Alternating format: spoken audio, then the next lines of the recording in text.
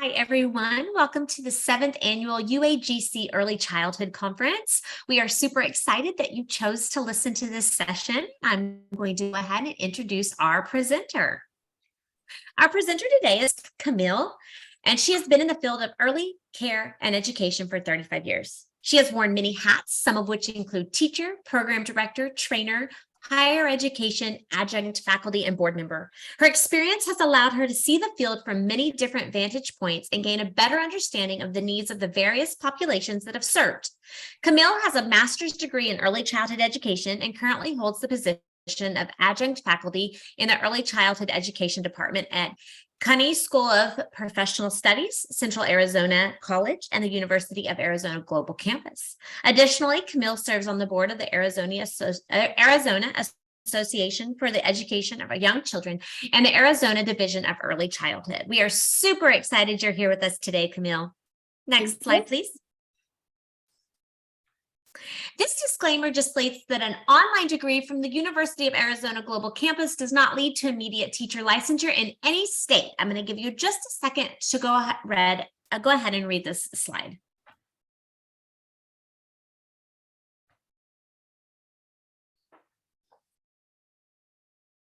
Next slide, please. This disclaimer just says that the University of Arizona Global Campus does not warrant any of the links, websites, or any thoughts associated with this presentation. And without further ado, Camille, the floor is yours. Thank you so much for that great introduction. Hi, everyone. My name is Camille Lachar, and I'm coming to you today from Chandler, Arizona. I'm originally from downstate New York, where the education system is quite different. As Dr. Shipley mentioned, I've been in the field for 35 years. I've worked with all ages, infants, toddlers through school age, center director. I was a workshop presenter, mentor, coach. I did all the things. And I'm currently working in higher ed. I'm teaching at the University of Arizona Global Campus. I also teach for the Central Arizona College and the City University of New York. And so my passions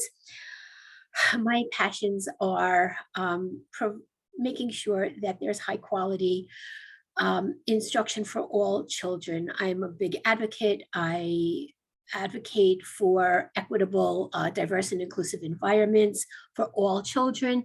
I'm very passionate about my volunteer work.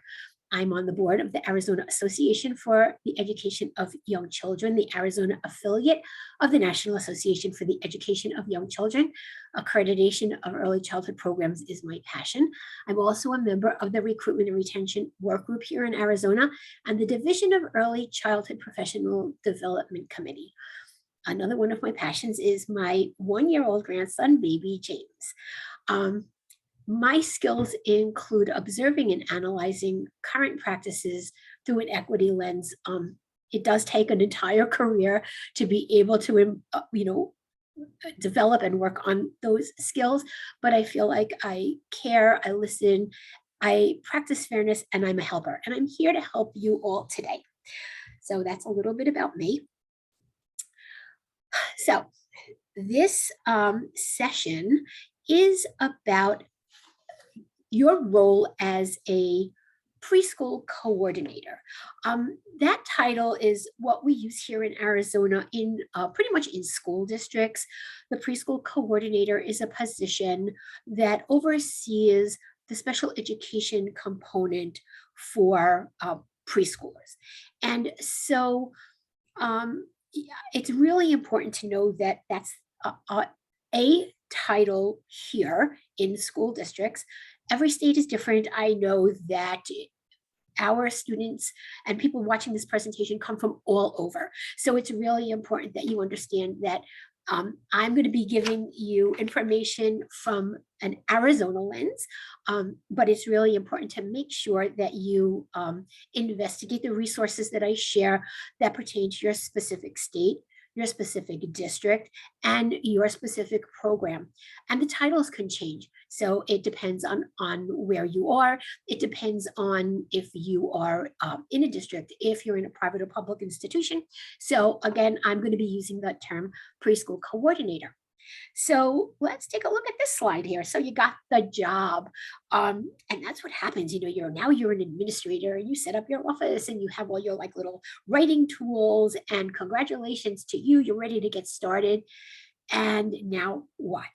So the format that we're going to use through this presentation is considered, I like to call it the here's what, so what, now what? And that's the framework that I'm going to be using going through this whole process. So it will be repeated several times going through each level. So congratulations. This is the here's what.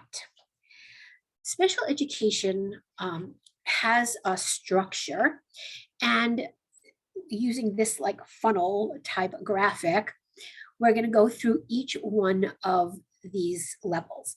So of course, at the very top is the federal level.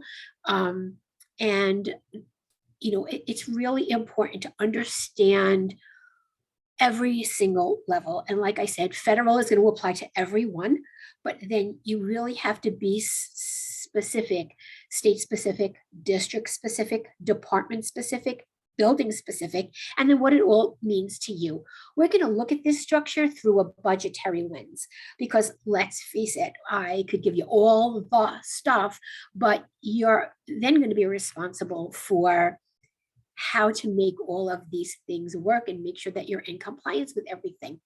So looking at this structure, each subsequent entity can do more than what's expected, but you're held to the minimum that's set forth by the preceding entity. So for example, on the state level, you can implement more than what the federal government is requiring, but you never, never, never can provide less.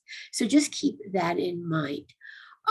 In terms of the budget, each level has important laws, specific laws, documents, expectations, and you have to familiarize yourself with all of this information at each level. So I'm going to walk you through each level so you have some frame of reference when you're making decisions based on your budget, specifically pertaining to special education or early childhood special education.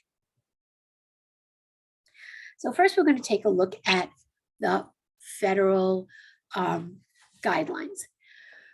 So the Office of Special Education and Rehabilitation Services, or Office of Special Education Programs, this is where you'll find things like the Individuals with Disabilities Education Act, or IDEA. And IDEA administers formula grants to support early intervention and implementation of free, appropriate public education. Some of you may know this as FAPE. Then there's Part B, which is Part B 611, which is school age, and that's also called grants to states. And then 619 is the preschool grants program. Then under the state formula grants, we have Part C. Part C applies to infants, toddlers, and their families. So from birth to age 3, those services would fall under Part C. Under the state formula grants, which is all found under, it's all federal. These state formula grants, we have a link here specific to Arizona. And there are discretionary grants, and then there are grants through the American Rescue Plan. Please know that discretionary grants are grants that are obtained through a competitive application review process. So the American Rescue Plan, those are additional funds, and those are made available through Part B and Part C. And so the American Rescue Plan is additional money on top of the discretionary grants. So if your state is looking for additional funding or for funding through a discretionary grant. It's a grant writing process, it's an application process, it's a review process, and then you either are or are not awarded that grant. Then there's IES, which is the Institute of Education Sciences, and the Institute of Education Sciences houses the National Center for Special Education Research. And what you can do, or what your district can do, or what your grant writers can do, is it's their responsibility to check to see if the district has any available grants. They become available at different times, and it's always important to be on top of whatever grants are available, because this grant money helps you in providing the services that are required under federal law. I know it's a lot of information and a lot of technical information. And so what I would strongly recommend is that you would take a look at all of these different links and become familiar with them, because you're going to have to understand and know the special education law at each level, and you want to make sure that you can speak to this information and that you know that you're in compliance, because I think the most important thing is that you know what you need to do in order to service the children, because remember, the bottom line is the children, and making sure that they get the services that they are entitled to and that they receive those services. So a little reflection time. I know that that was a lot of information on the federal level, so just take a few minutes, think about it. Just what's your biggest takeaway? Did you learn anything new from that slide? And how will this new information inform your practice? Now we're going to move down to the state level. And so, like I had said in the beginning, I'm focusing on the state of Arizona. University of Arizona Global Campus is located in this state, as am I. And so I want to focus on resources in Arizona, but like I mentioned, make sure that you become familiar with the links and resources that are specific to your state. Every state is different. Every special education law after federal, which we all have to, we have to abide by the federal laws, each state then looks different. So in Arizona, we have the Arizona Department of Education. Every state should have a Department of Education, and anything that's state published can be found in the Department of Education. Special education standards for public agencies is providing educational services. These are the regulations here in Arizona that have been signed into law. So anyone who is providing special education services in Arizona must follow these laws. The exceptional student services, which is another area under the Department of Education. Here in ESS, it's housed within the Arizona Department of Education, and this is the area where you'll find special education department information, including all state guidance documents, regulations, and resources. And this is actually here the homepage for all things special ed, not just early childhood special education, but everything pertaining to special education in the state of Arizona. Next is the school finance unit. And let me just say it again. Every state should have the equivalent to exceptional student services. It is probably going to be called something different. So it's important that you become familiar with your resources in your state. The school finance unit has additional information that's outside of special ed, but it has resources for review. It has things like forms, reports.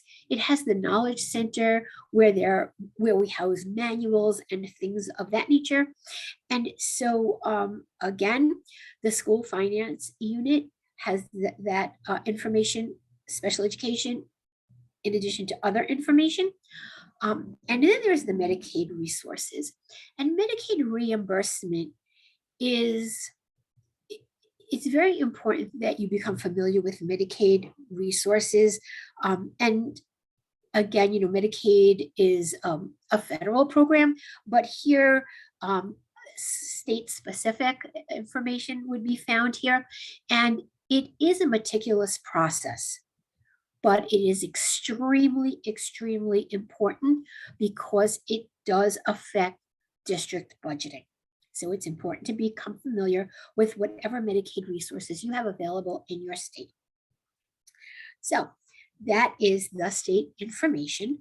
And again, and I know I'm going to say it over and over again, but it is really, really important that if you are in an administrative position and you are overseeing early childhood special education or special education in your district, that you become familiar with your with the resources at every level. Okay, biggest takeaway. It's time to reflect a little bit. What's your biggest takeaway? Did you learn anything new? And how will the new information inform your practice? Now we're going to look at the district level. Some of you might be in a school district, others might be in a private program, not special education services is not strictly limited to district. They're out of district positions. And so if you are in a district, you should take these facts into consideration. And now that you have documents and resources, both on the federal level and at the state level, just let's step away for a second and let's take a look at your district, okay? Because you have to navigate a budget and you have to know what, you need a history, right?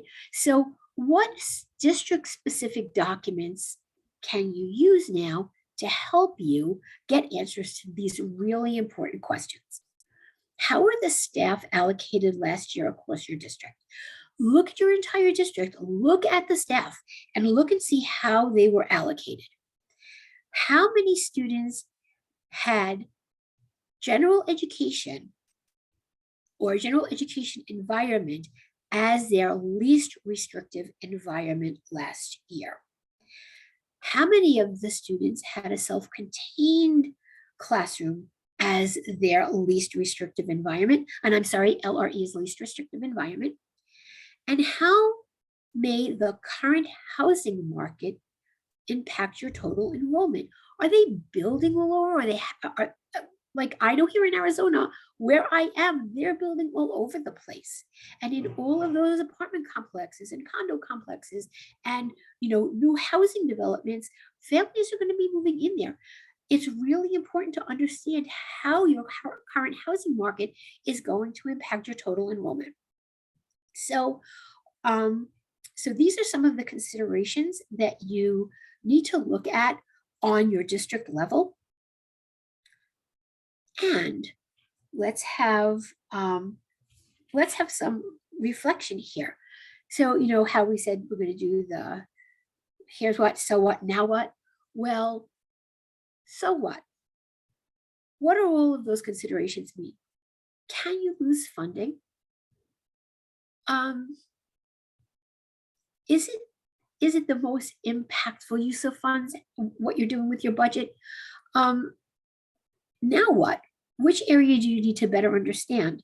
And what you should do, now what, is create a timeline of deadlines, reporting dates, and budget preparation.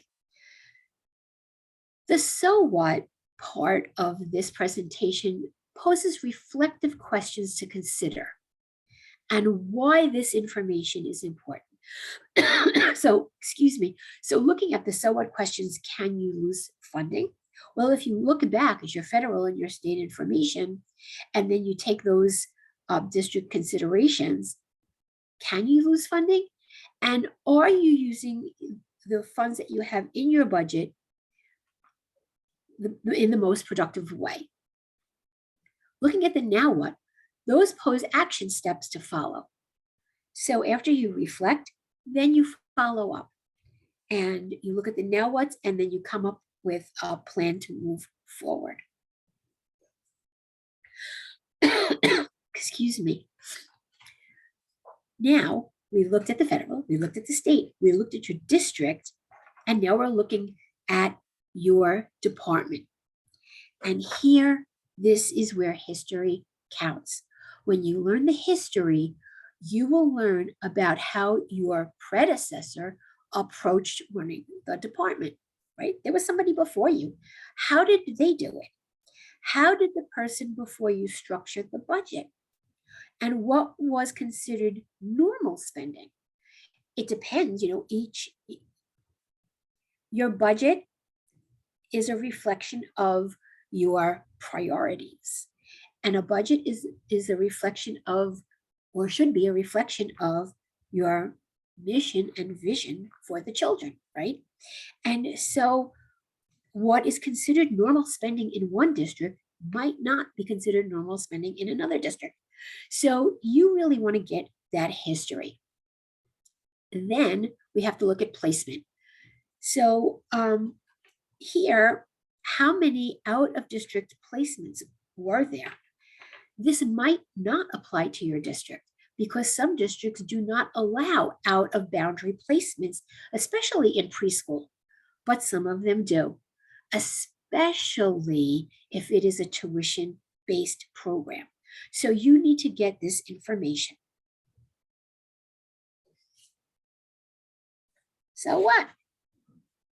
Again, reflective questions to consider about why this information is important. What's the student placement plan and what is the services pattern? You need to know that. And now the now what? Action steps. What you want to do is at this point, develop partnerships with the principals. Principals know what's going on. Principals know if you accept children out of district, and then create an action plan using the IEP, Individualized Education Program, team decisions to determine staffing for the current year. This is a job that is, especially for a first year administrator, could be a little bit overwhelming, and you want to reach out for help. It's okay, and it's not something that can be done alone. You need to create an action plan with the information that you receive from your IEP team. So now we got through the district and we got through the department, and now let's look at the building. What's your building looking like? Again, these are considerations. So how are you able to support teachers with classroom resources? Remember, you're an administrator now, and you're the one that if a teacher needs something, they need resources. They need something that will help them to help a child succeed and meet their IEP goals, right? So how are you able to support the teachers? You have to consider that in your budget. And how do you ensure that personnel in your budget are being utilized appropriately, given you do not build the master schedule? So the question becomes, are you developing the schedule for your staff? And if not, how are you going to use the staff or the personnel that you are given and utilize them to the best of their ability? And then the last part at the very, very bottom of the funnel is you. And you are the one who, you're going to be the one responsible to fiscally support the IEP team's decisions, right? This is really, really important. This is like one of the things that I'm a big advocate for. Decisions that are made at the IEP team meeting cannot be driven by the budget or by funding availability. the meeting members are charged with making decisions that are best for the student. So you're not going to deprive a student of receiving specific services or specific technology because it is not in the budget. It is the student comes first. And the decisions made by the IEP team absolutely cannot be driven by the budget. They make the decisions, the budget supports their decisions. It's not they're given a budget and then they make decisions. That's not how it works. What you want to do is you want to review, if it's possible, 3 years of budget data. This will help you to understand the budget. This will help you to see any kind of trend. And don't be surprised if you are the only one who understands how all of these lines intersect, right? A finance person in a school district understands the finances. They understand the money. They're not going to understand what the IEP team is saying. They're not going to understand what's needed for children. They're going to understand, hey, I have X, this district has X amount of money. Do what you want with it, but make it work because this is all you're getting. That's what they understand.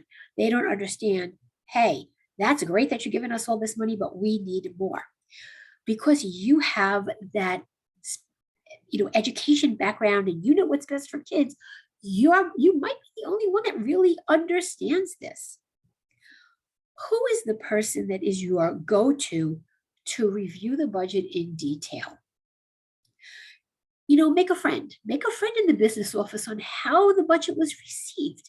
You want to make sure that, you have partners in this, and it just might be you explaining to them what is needed.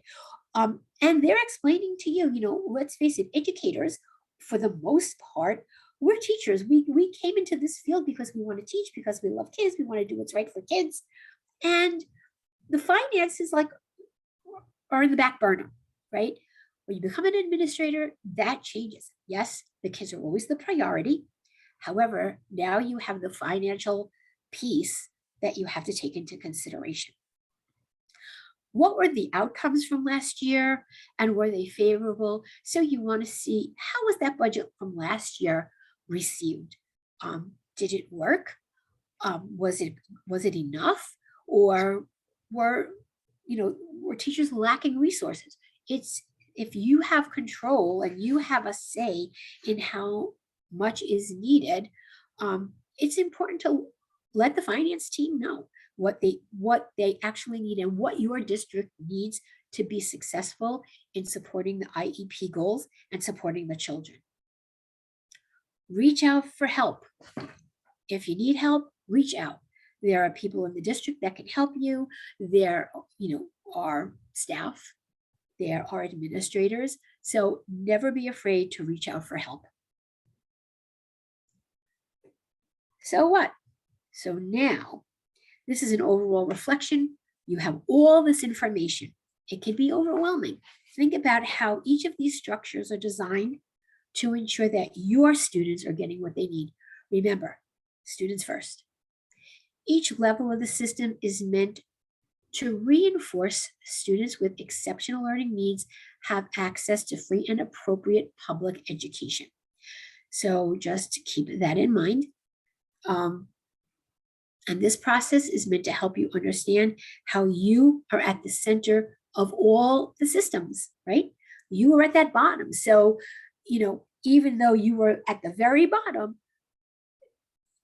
it's your responsibility to go up that ladder and make sure that every part of that funnel is, you're in compliance with each one of those parts. So it's meant to help you understand how you're the center of it all and making these systems and decisions on behalf of your students. So now what? Now what you want to do, the next steps here are to create an action plan. You want to look at the information that was provided. You want to come up with an action plan. And you know, a budget is an educated guess. So you want to predict what's going to happen and what you're going to need for next year's budget. And just remember, pretty much the goal of this session is to make you think. It's to make you think. It's to give you the information that you should look for and make an action plan. So you want to review the information, analyze it, and then predict and see, you know, how you can move forward. And next, what do you think the most difficult part of navigating a budget will be and why? Like I had said, we're educators, you know, we like to teach. And sometimes the finances are on back burner, but now you have to be able to navigate a budget. How do you educate those outside of your department on your responsibilities to each of the levels that were outlined, on the federal level, on the state level, or on the district level? And think about how you feel about your budget. You just, you know, you might be intimidated by it. It might be the first time you have to deal with a budget, but the more you do it, the more familiar you become. So with that, I want to go through the next few slides, which are really all resources that I have. These are resources on the federal level. Again, references on the state level, and these all are specific to Arizona. So please, please, please make sure that you do some research and navigate through your own state resources. And I want to thank you all for listening today. And if you have any questions, here's my contact information. I'm an adjunct faculty here in the Early Childhood Education Department, and my email is camille.lachar@faculty.uagc.edu. And thank you so much for listening to this session. Camille, as always, that was a wonderful session. We thank you so much for being here today. And if anyone has any questions, reach out to Camille.